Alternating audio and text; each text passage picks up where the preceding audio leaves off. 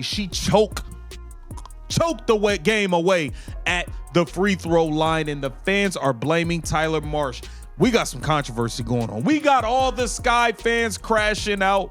They crashing out, blaming the coach because Angel Reese missed a free throw at the end of a game. Angel Reese just turned another basketball game into a blooper reel special, and Chicago Sky fans are scrambling faster than toddlers with cookie crumbs stuck on their cheeks.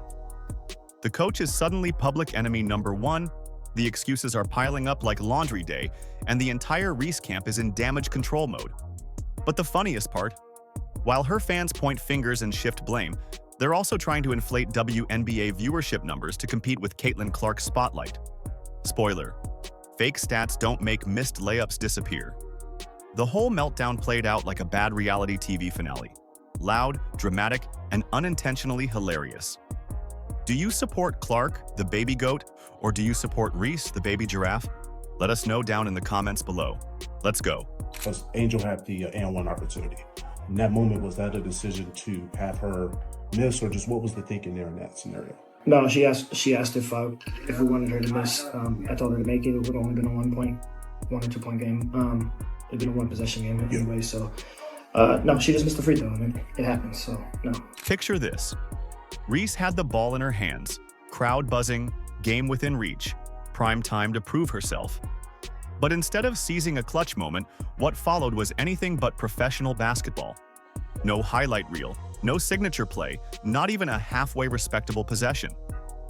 What unfolded looked more like a parody skit than the actions of a self-proclaimed face of the league. It was so bad that box scores started to look like comedy scripts, and even the broadcasters couldn't hide their shock. Hey, it's not all her fault. Her teammates stink. They gotta catch that, right? Right! Scooby-Dooby-Doo, where are you? Scooby, put down the butter.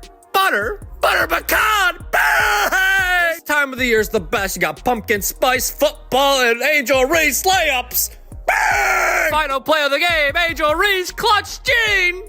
Womp, womp, womp. That's my Barbie. Bang! This wasn't your average missed shot. This was a full-scale implosion, the kind that makes fans in the front row consider heading for the exits early, just to avoid watching the car crash in motion. It wasn't a stumble, it was a complete unraveling, like forgetting your keys, leaving the oven on, and realizing your homework's been eaten by the dog all rolled into one. Sky fans gasped as their so-called superstar turned the spotlight into a blackout, proving once again that pressure doesn't create diamonds for Reese, it creates bloopers. Damn, Angel. Damn. Jag the game at the free throw line, man. It's a lot of controversy going on in Chicago. The Sky fans are blaming Tyler Marsh for Angel Reese losing the game at the free throw line and ruining the Chicago Sky's chances of really cutting the lead down to 1 and giving themselves a chance to keep playing and try to get an upset in Phoenix. And then, predictably, the excuse machine revved up. Because when a star player collapses on national TV, fans don't just accept it. They launch investigations like amateur detectives. Out came the finger-pointing, the Twitter threads, the wild conspiracy theories. First target? The coach, of course, because heaven forbid anyone suggest Angel Reese simply underperformed. No, according to her fan base, it must have been bad rotations. It must have been poor play calling. It must have been sabotage by the coach himself. Angel Reese, 459. Let's get it. Bang! Another day, another loss for the bump squad in Chicago. Look at this crap. Bang! What they say, you will never lead the league in turnovers if you don't try for it. Here she goes. Bang! What do telemarketers and Angel Reese have in common? They're both getting blocked. Bang! It's this mukbang I see on TikTok. All I know is a brick bang. Here we go. Brick. Me bound. Bang! Never mind that Reese had the ball in her hands. Never mind that the opportunities were there. Social media turned it into a full-blown government cover-up. According to the Reese defense squad, the coach somehow failed to unlock her full potential. Forget accountability. Apparently, the clipboard brigade tied her shoelaces together and whispered, "Good luck, champ," before the final possession. That's how absurd the narrative became. Angel Reese has made her triumphant return from a back injury. That's right, a back injury. Yeah, absolutely, that she had suffered at some point that we don't exactly know at what point she suffered said back injury. Well, it didn't take long for the Chicago Sky as an organization to get back to what it is they do best, which is the diabolical celebration of Angel Reese's double-doubles in losses. One bad game, and suddenly the story wasn't about Reese fumbling another opportunity. It was about a coach who supposedly failed to cater to her every whim. They shifted from, she's the future of the league, to, she's just a victim of poor coaching, faster than you can say double-double. But let's be clear, this is bigger than one loss. This is about the Caitlin Clark-sized shadow hanging over everything Angel Reese touches. Because while Reese turns crunch time into chaos, Caitlin Clark is rewriting history books like it's her side gig. I saw a statistic, this would have been prior to this loss, that there were something like 15 and 31 when she gets a double-double. You over 15 games under 500 when she gets a double-double. Y'all out here celebrating this? I'd be embarrassed as a mother bleeper. I'd be embarrassed as hell. And of course, Angel Reese last night, she was deep in her bag. Woo-wee! I mean, brought a backpack with her. Put it down, started reaching in it, and pulling out the whiffs. Let me tell you, yikes. Clark's highlights are legendary. She drains logo threes, shatters attendance records, and turns every game into a cultural event. She doesn't just play, she elevates the entire league. Meanwhile, Reese's most memorable viral moment is choking under pressure and fueling her fanbase's meltdown. It's like watching a split-screen movie. Caitlin Clark making arenas erupt with historic performances while Angel Reese fumbles chances and leaves her own supporters searching for scapegoats. One is building a legacy. The other is building a laundry list of excuses. And when reality gets too embarrassing, that's when the Reese crowd turns to the oldest trick in the book: fake viewership numbers. Suddenly, WNBA Twitter acts like Reese's flop night somehow pulled bigger ratings than the Super Bowl, Taylor Swift's tour, and the moon landing combined. It's comical. Scratch the surface, and those record numbers are just padded with highlight clips, social media scrolls, and niche cable comparisons. It's smoke and mirrors. And you know what else y'all need to stop doing, Sky fans? I'll tell you. Y'all need to stop doing this. Can y'all stop coming up with these fake stats? Please, please. Stop trying to compete with Caitlin Clark in the viewership game, because you can't compete. You guys are coming up with fake viewership numbers, using viewership numbers from a year ago. In case you don't know, the Chicago Sky fans went and put up this, saying that in the most recent matchup, Angel Reese versus Asia Wilson, it did 1.22 million views. No, it did not. Meanwhile, Caitlin Clark doesn't need fake stats. Her numbers are real. Networks see undeniable spikes whenever she plays. Teams are moving games to bigger arenas just to handle demand. And Clark jerseys? They don't just sell. They cause lines out the door and website crashes. This is tangible, measurable stardom. Proof you can't fabricate no matter how many times Reese's camp fudges the math. That is from last season, and it only got those numbers because it was a lead-in to the Caitlin Clark game following it, and the game went on longer than it was supposed to, so people had already turned to the channel and was waiting for the Caitlin Clark show to start. Stop it, man. Y'all gotta knock it off. Which makes the fake number game even more laughable. It's like forging a marathon medal while Clark is still running laps around the competition. And when blaming the coach and inflating the ratings doesn't work, Reese's defenders go to plan C, blaming the refs. Suddenly, every whistle is biased, every call is a conspiracy, and the league is supposedly orchestrating a plot to make Angel Reese look bad, all just to prop up Caitlin Clark. Because nothing screams rational debate like suggesting referees are personally conspiring against missed layups. This is what somebody said. Angel Reese fans out here lying about viewership from the game versus the Aces 2 nights ago. Fun fact, it only averaged around 230,000 average viewers. Just in case y'all don't know. That's not good. That is not good. That's not good. That's bad business. That's bad business, okay? Some fans didn't just stop at blaming the refs or the coach, they turned on Reese's own teammates. Suddenly, Kelsey Mitchell-style leadership and Lexi Hull-level hustle were being demanded of Chicago role players who were never supposed to carry that burden. According to Reese's loyalists, her teammates weren't setting enough screens, weren't feeding her in the right spots, and weren't doing enough to protect her brand. She's dominant, they say, but she's fragile. That contradiction alone could give anyone whiplash. And the deeper you dig, the clearer it becomes that all of this isn't about basketball. It's about the constant comparison to Caitlin Clark. Everything Reese does, or fails to do, is instantly measured against Clark's shadow. Every missed shot becomes a referendum, every mistake a magnified disaster, and every conversation a tug-of-war between two players on entirely different trajectories.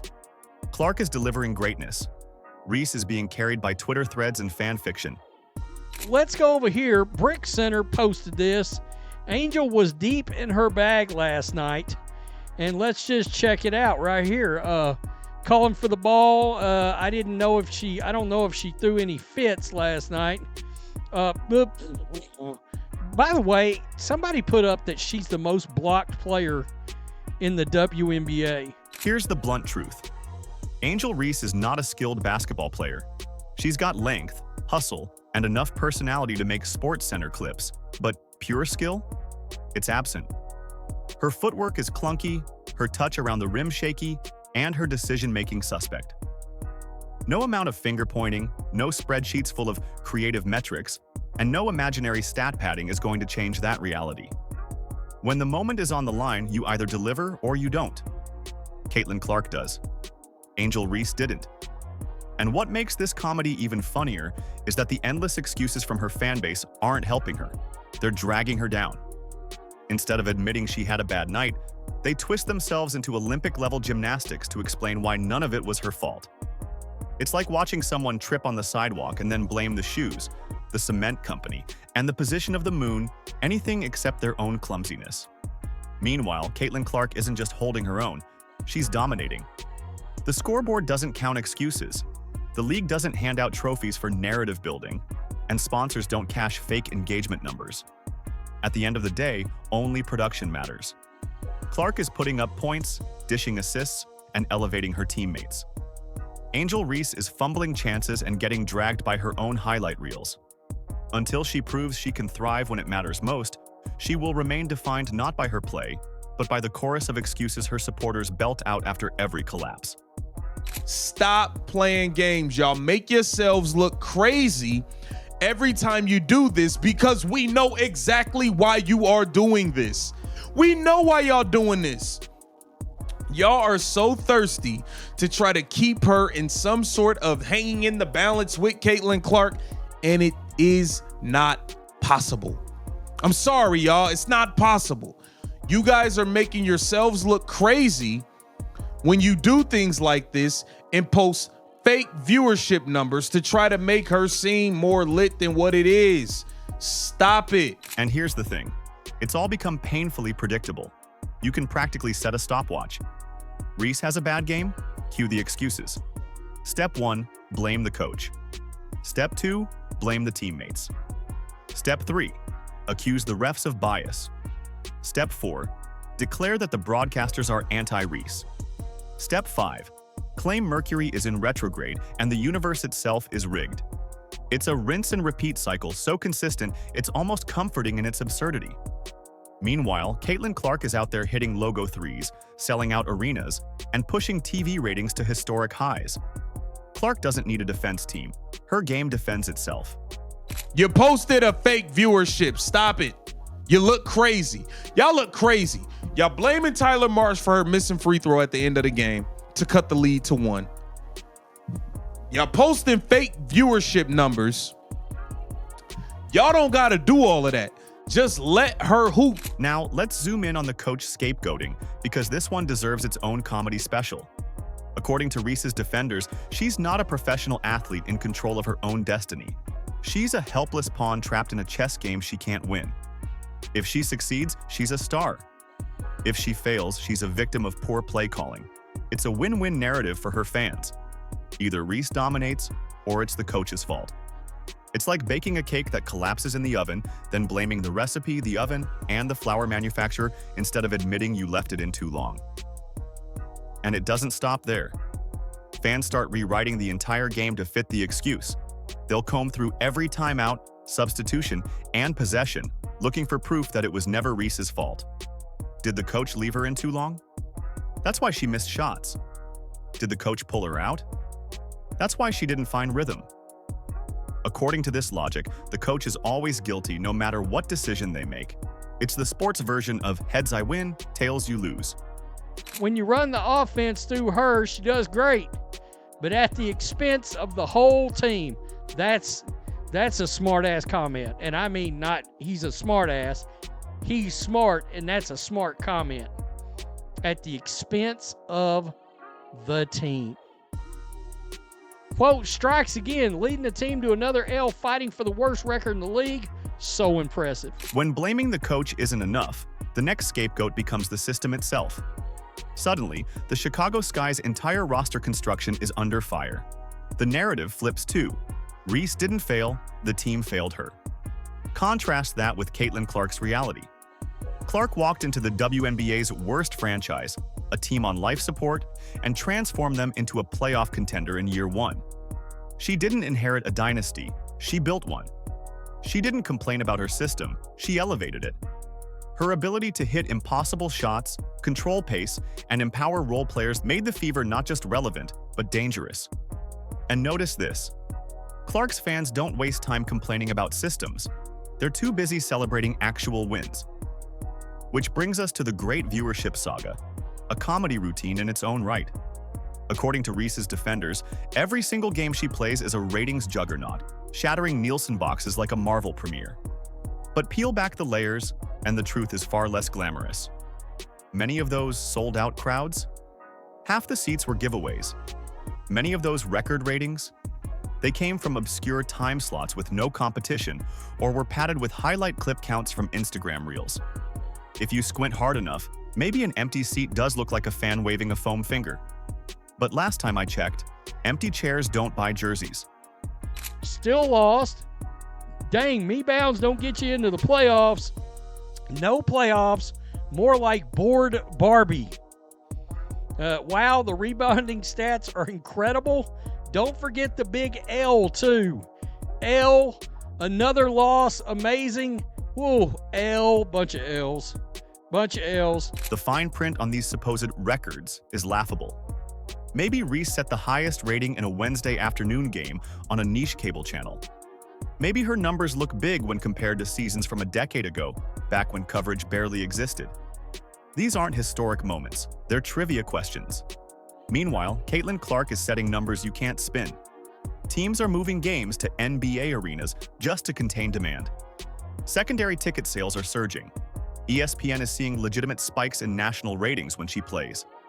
The receipts are real, verifiable, and undeniable. And that's exactly why the fake numbers look so ridiculous. It's like bragging about winning a backyard race while Caitlin Clark is out there running marathons with Olympic sprinters. One performance is fantasy, the other is history. And when the inflated stats eventually collapse under scrutiny, Reese's fans retreat to their last line of defense: conspiracy theories. Angel is back, folks. She's back. She's deep in the bag. And the Chicago Sky are still losing games. Suddenly, every ref is biased. Every whistle is personal. Every broadcaster is on the take. Apparently, the entire basketball world is working overtime to make Angel Reese look bad, all to boost Caitlin Clark. Which is hilarious because nobody forced Reese to brick layups. Nobody whispered in her ear to commit turnovers. Nobody tripped her during crunch time, except maybe her own nerves. Yet her defenders cling to the narrative that the universe itself is conspiring against her. But here's the reality. All this noise doesn't shield Reese, it exposes her. Every excuse makes her look weaker, like she can't stand on her own. A true star doesn't need a list of alibis to validate their greatness. Caitlin Clark doesn't. Her three-point bombs, her court vision, her leadership, those speak louder than any PR spin. Reese, meanwhile, is drowning in the sound of her fan base's excuse parade. At the end of the day, the scoreboard doesn't lie. The highlight reels don't lie. The sold-out arenas don't lie. Caitlin Clark is dominating women's basketball, redefining what it means to be a superstar. Angel Reese, on the other hand, is stuck playing catch-up, weighed down by excuses, inflated numbers, and a conspiracy carousel. It's the difference between a generational icon and a player trying desperately not to trip over her own shadow. Do you support Clark, the baby goat, or do you support Reese, the baby giraffe? Let us know down in the comments below. Like, subscribe, and turn on all notifications so you never miss out. Click the video on the screen, and we will see you in the next one.